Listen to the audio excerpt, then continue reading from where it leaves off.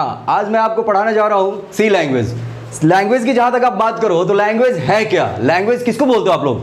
Language जो है, language एक माध्यम है जिसके द्वारा आप अपने मन के फीलिंग्स को एक्सप्लेन कर सकते हो।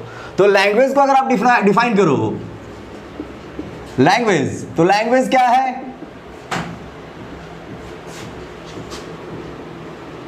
लैंग्वेज इज अ टेक्निक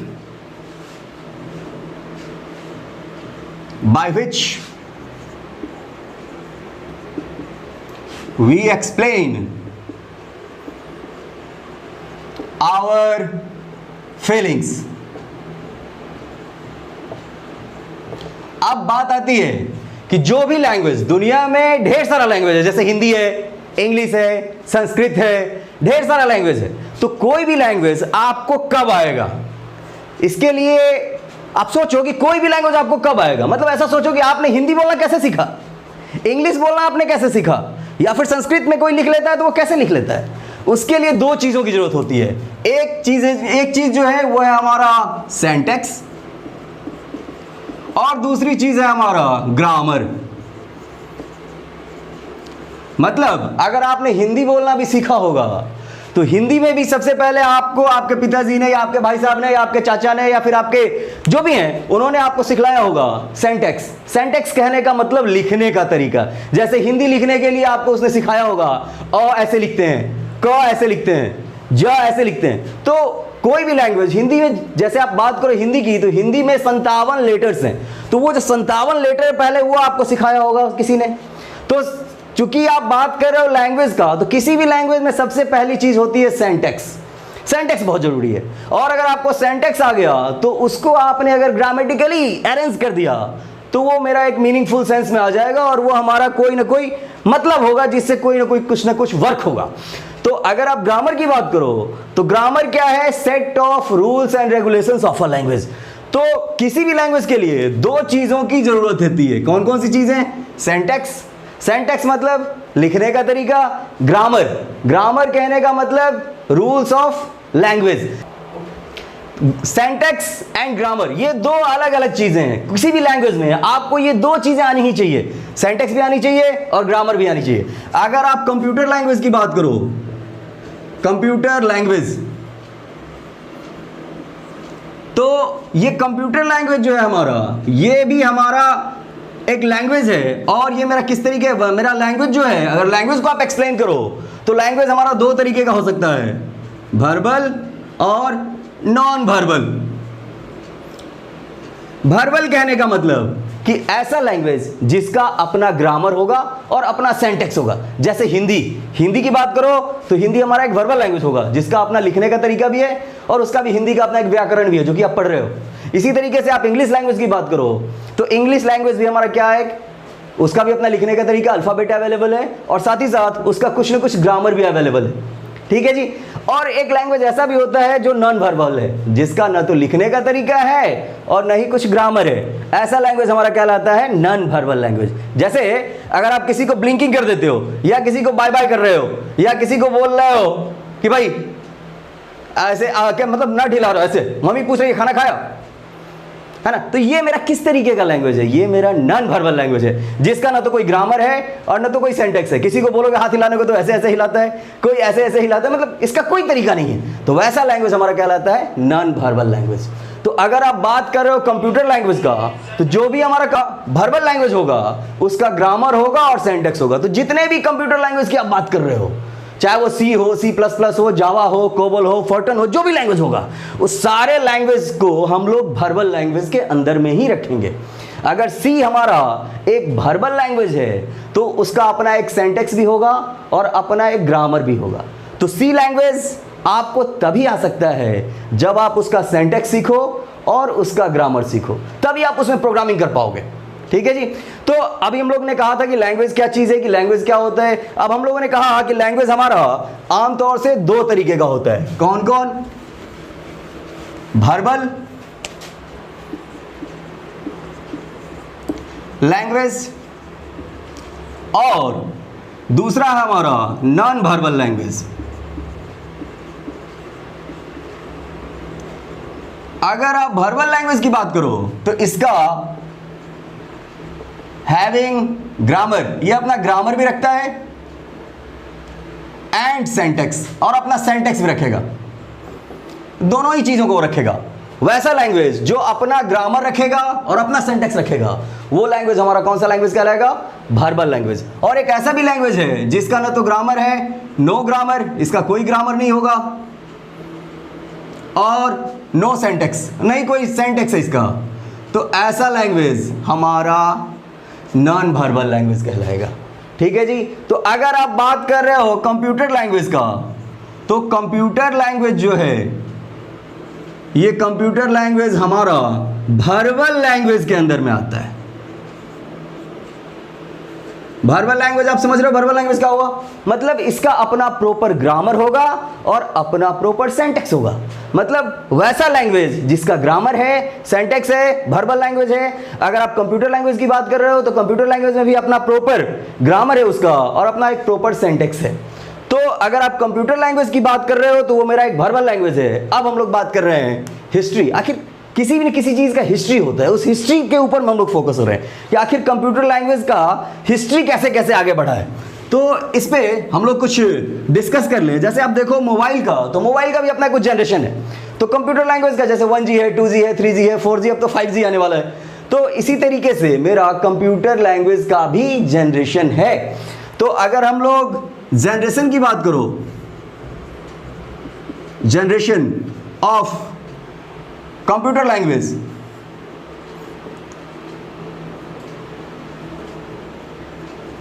अगर हम लोग बात करें जनरेशन ऑफ कंप्यूटर लैंग्वेज, तो इस जनरेशन को हम लोगों ने डिवाइड किया हुआ है कितने पार्ट में? It is classified into 4 part.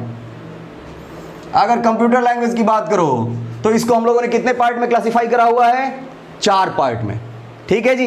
तो जो मेरा पहला पार्ट है, उस पहले पार्ट का नाम है मेरा एल्गोल। एल्गोल।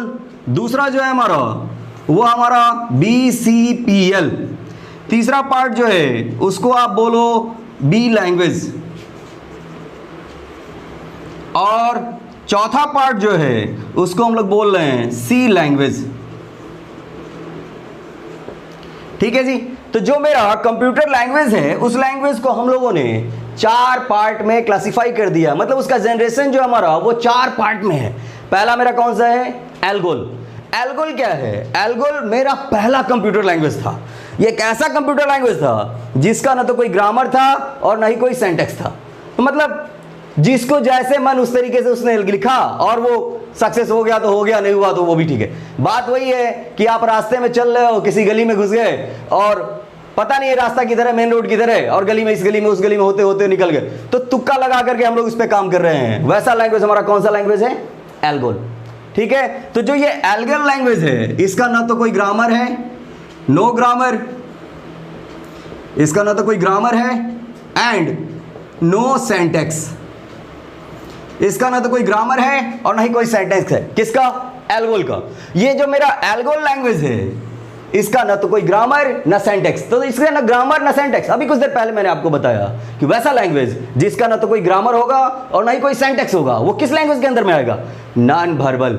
तो ये मेरा किस तरीके का लैंग्वेज है? एक नॉन वर्बल लैंग्वेज है, क्योंकि ना तो इसका कोई ग्रामर है और ना ही कोई सेंटेक्स है। क्योंकि इसमें प्रोग्रामर खुद भूल जाता था कि आखिर ये हमने कर दिया तो कैसे कर दिया, क्या लगाया हमने, क्या तुक्का लगाया था, जिसके कारण इसमें वर्क मेरा हो गया था। तो एल्गोल, इसको डेवलप करने वाली जो ग्रुप थी उसका नाम था इंटरनेशनल ग्रुप, और इसको डेवलप किया गया, ये डेवलप्ड बाय इंटरनेशनल ग्रुप के द्वारा हुआ, और इसको 1960 में डेवलप किया गया। मतलब एल्गोल ऐसा लैंग्वेज जिसका ना तो ग्रामर ना सेंटेक्स, लेकिन इस पे वर्क परफॉर्म करा था किसने? इसको किसने खोजा था? इंटरनेशनल ग्रुप, जो कि अमेरिका की एक संस्था है, उसने इसको खोजा था। और कब खोजा था? 1960 में। ठीक है। अब बात आ गई कि अब मेरा दूसरा जो इसका जनरेशन है, या दूसरा जनरेशन की बात करो तो दूसरा जनरेशन है हमारा BCPL। बार बार एग्जाम में आप जाओगे तो पूछेगा कि BCPL का फुल फॉर्म बताओ, कि BCPL का क्या फुल फॉर्म होता है। तो BCPL मतलब है बेसिक कंबाइंड प्रोग्रामिंग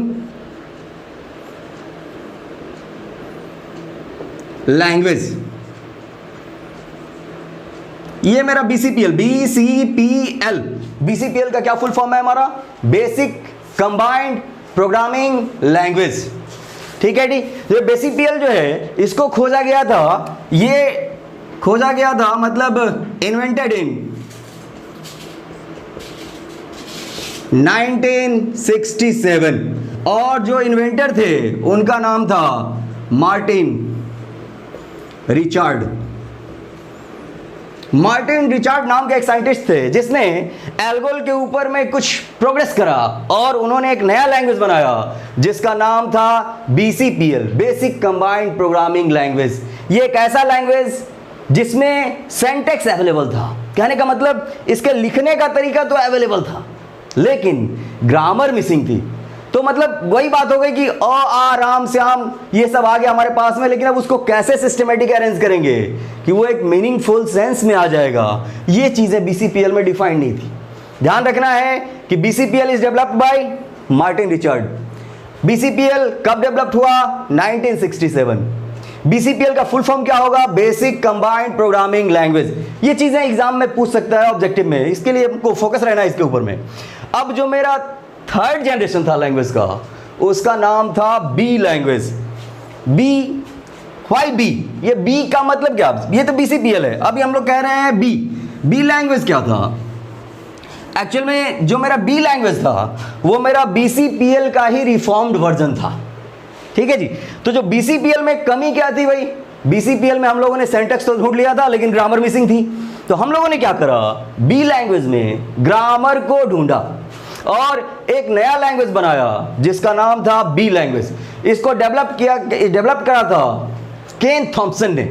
केन थॉम्पसन नाम के एक साइंटिस्ट थे, उन्होंने इसको डेवलप करा था। और डेवलप कब करा था? 1970 में, 1970 के दशक में इन्होंने डेवलप करा था बी लैंग्वेज को। और बी लैंग्वेज को ऐसे समझो कि ये लैंग्वेज जो था मेरा एक बेल लेबोरेटरी में डेवलप हुआ था। अमेरिका में एक लेबोरेटरी है जिसका नाम है बेल लेबोरेटरी। उस बेल लेबोरेटरी में डेवलप करा था, ग्राहम बेल की एक लेबोरेटरी है बेल लेबोरेटरी, उसमें उसने डेवलप करा था और जिसके कारण उसके रेस्पेक्ट में इस लैंग्वेज का नाम रख दिया गया बी लैंग्वेज। और ये एक ऐसा लैंग्वेज था जिसमें सिंटैक्स भी अवेलेबल है और ग्रामर भी अवेलेबल है। समझ रहे हैं? ये जो बी लैंग्वेज था हमारा, ये हमारा एक कंप्लीट कंप्यूटर लैंग्वेज था क्योंकि इसमें अपना ग्रामर भी था और इसका अपना सिंटैक्स भी था। तो चूंकि किसी भी लैंग्वेज के लिए दो चीजों का होना जरूरी है, ग्रामर भी और सिंटैक्स भी। तो बी लैंग्वेज जो था मेरा एक कंप्लीट कंप्यूटर लैंग्वेज था जिसको 1970 में डेवलप किया गया। किसके द्वारा डेवलप किया गया था? केन थॉम्पसन। केन थॉम्पसन नाम के एक साइंटिस्ट थे, उन्होंने इसको डेवलप किया था। और कहां डेवलप किया था? Bell laboratory, Bell lab. तो इस बी के कारण ही जो है इसका नाम उन्होंने रख दिया बी लैंग्वेज। यहां तक क्लियर है? अब जो मेरा बी लैंग्वेज था ये हमारा एक कंप्लीट कंप्यूटर लैंग्वेज होने के बाद भी बहुत ज्यादा कॉम्प्लेक्स था। कॉम्प्लेक्स कहने का मतलब कि इस पे अगर हम लोग वर्क परफॉर्म करते तो एक छोटा सा वर्क करने में भी हमको काफी समय लगता था। तो इसके लिए क्या किया? केन थॉम्पसन ने अपने एक साइंटिस्ट को, अपने एक फ्रेंड साइंटिस्ट को इनवाइट करा उन्होंने, जिसका नाम था डेनिस रिची। डेनिस रिची को उसने इनवाइट करा कि आप आओ और इस लैंग्वेज की जो कॉम्प्लेक्सिटी है, बी लैंग्वेज की जो कॉम्प्लेक्सिटी है, इसको आकर के दूर करो मेरे साथ। ठीक है। तो बी लैंग्वेज की कॉम्प्लेक्सिटी को दूर किया गया किसके द्वारा? ये बी लैंग्वेज की कॉम्प्लेक्सिटी दूर की गई डेनिस रिची के द्वारा। और ये जो कॉम्प्लेक्सिटी इसकी दूर हुई डेनिस रिची के द्वारा, तो एक नया लैंग्वेज फॉर्म हुआ जिसका नाम था सी लैंग्वेज। और इसको हम लोगों ने सी क्यों कहा? क्योंकि ए के बाद बी और बी के बाद सी, इसलिए इस लैंग्वेज को हम लोगों ने कहा सी लैंग्वेज। ठीक है। तो ये हमारा एक कंप्लीट कंप्यूटर लैंग्वेज था, कंप्लीट कंप्यूटर लैंग्वेज। ये मेरा एक कंप्लीट कंप्यूटर लैंग्वेज था जो डेवलप किया गया था, ये डेवलप किया गया था हमारा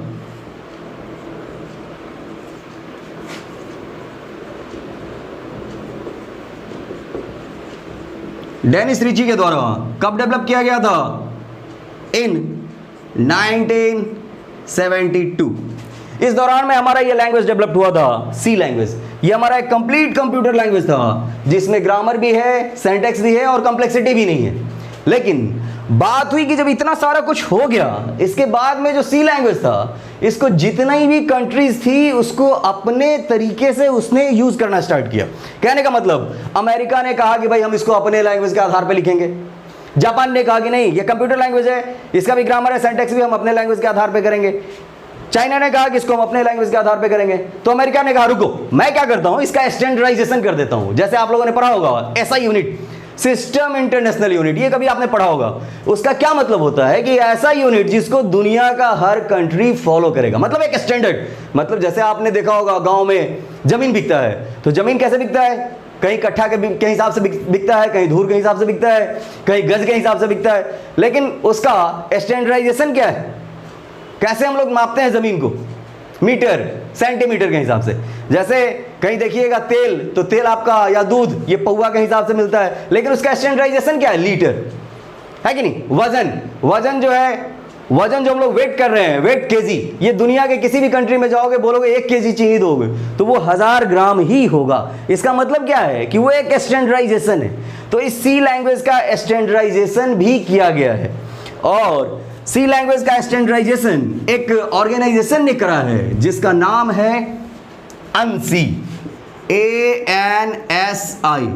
ANSI ने इसका क्या करा हुआ है, स्टैंडर्डाइजेशन करा हुआ है। इसका मतलब है अमेरिकन नेशनल स्टैंडर्ड इंस्टीट्यूट। ये ऑर्गेनाइजेशन है हमारा American national, ANSI, American national standard institute ने इस सी लैंग्वेज का स्टैंडर्डाइजेशन कर दिया।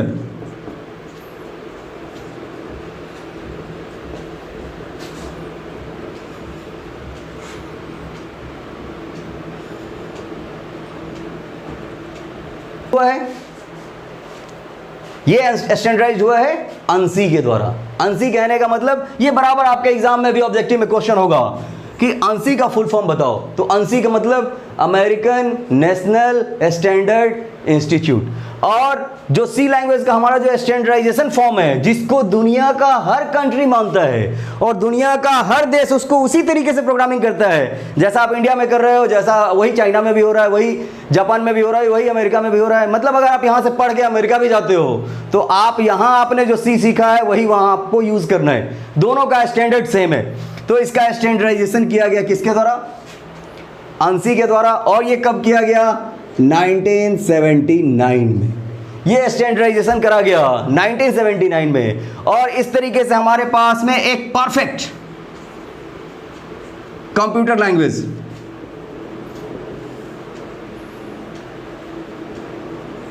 मिला, और वो था हमारा ANSI। आपने यही पढ़ना है, आपको जो पढ़ना है यही ANSI पढ़ना है, जिसको दुनिया का हर कंट्री फॉलो कर रहा है। और इसी के ऊपर में हम लोगों ने प्रोग्रामिंग करनी है, इसी का हम लोगों ने ग्रामर भी सीखना है, क्योंकि एक हमारा किस तरीके का लैंग्वेज है, वर्बल लैंग्वेज है, तो इसका आपको ग्रामर भी सीखना होगा। और ग्रामर के साथ साथ इसका क्या सीखना होगा, सिंटैक्स भी सीखना होगा। जब आप ग्रामर और सिंटैक्स इसका सीख जाओगे, इसके बाद में इसमें आपको प्रोग्रामिंग आ जाएगी। अभी तक हम लोगों ने जो पढ़ा, ये हम लोगों ने मात्र कुछ नहीं पढ़ा है अभी तक, बस हम लोगों ने सिर्फ एक इंट्रोडक्शन देखा है, जिसमें हमने कहा है कि जो मेरा कंप्यूटर लैंग्वेज है उसके आधार पे आप चलो। तो बस